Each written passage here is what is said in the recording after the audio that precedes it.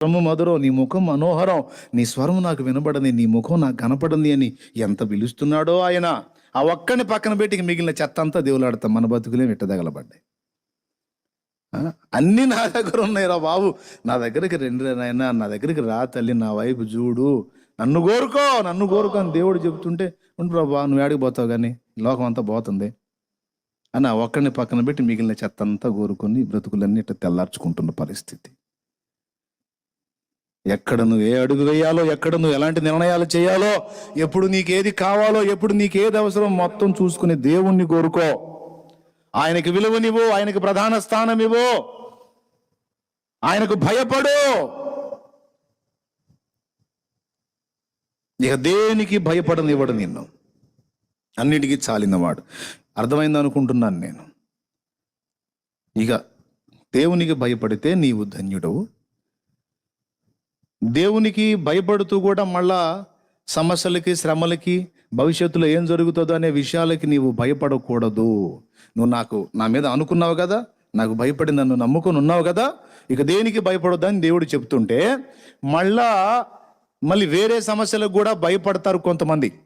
అరే నువ్వు దేవునికి భయపడుతున్నావు, దేవుని నమ్ముకొని ఉన్నావు, నీ భక్తి నీకు ధైర్యము పుట్టించదా అన్నాడు అందులోనే ఒక ఆయన. ధైర్యంగా ఉండవు, భయపడాల్సిన అవసరం లేదు. నువ్వు విశ్వసిస్తున్నావా దేవుణ్ణి? అవునన్నా నేను విశ్వాసం ఉంచుతున్నా. అట్లయితే కలవరం ఎందుకు? విశ్వసించువాడు కలవర పడడని కదా యెషయాలో చెప్పాడు. నువ్వు కలవరపడుతున్నావు అంటే నువ్వు దేవుణ్ణి అనుమానిస్తున్నావు, భయపడుతున్నావు, అవిశ్వాసిలాగా ఆలోచిస్తున్నావు. అది దేవుడికి నచ్చదు, కోప్పడతాడు. ఎందుకు నీకంత భయం, ఎందుకు అంత అనుమానం, ఎందుకు నా మీద నీకు నమ్మకం లేదా? వదిలేస్తానా నిన్ను? అన్యాయం చేస్తానా? నీకు నమ్మకం లేదా? ఎందుకు భయపడుతున్నావు? కోప్పడతాడు. మర్యాదగా చెప్తే వినకపోతే ఏబు గతి అదే అయ్యింది. అరే అన్ని సమృద్ధిగా ఇచ్చి నువ్వు మంచోడు రా బాబు, హాయిగా తిని ఆనందపడ్డాను దేవుడు కృప చూపితే ఈ భవిష్యత్తుని గురించి దడుచుకోవటం ఎక్కువైపోయింది. చివరికి ఏమైంది? భయపడటం వలన ఉరి వచ్చాను.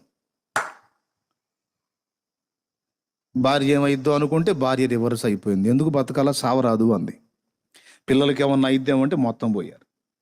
దాసదాసి జనాంగం పోతారని మొత్తం పోయారు. ఈ సంపద అంతా పోయిద్దామంటే మొత్తం పోయింది. బలమైన వీరుల్లాగా ఉన్నాను, బలహీనుడిని అవుతానేమంటే రోగగ్రస్త శరీరం అయిపోయింది. ఏది భయపడిందో, ఈ దేని విషయమే నేను భయపడ్డానో అదే నాకు వచ్చింది అన్నాడు. కాబట్టి ప్రియులారా, ఏబు వలె మీరు రేపటిని గూర్చి చింతపడకుడి, నా యేసయ్య చెప్పాడు.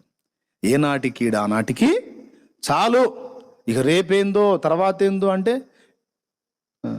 రేపటి దాకా ఉంటావా నువ్వు?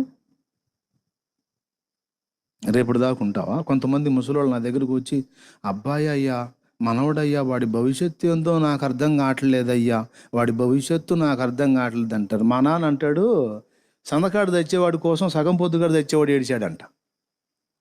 అంటే అర్థమైందా? సందకాడ అంటే ఏందో, సగం పొద్దు అంటే ఏందో. సందకాడ అంటేనే రాత్రి, సగం పొద్దు అంటే మధ్యాహ్నం. రాత్రిపూట తెచ్చేవాడి కోసం మధ్యాహ్నం తెచ్చేవాడు ఏడిచాడంట. ఇది కామెడీ కదా.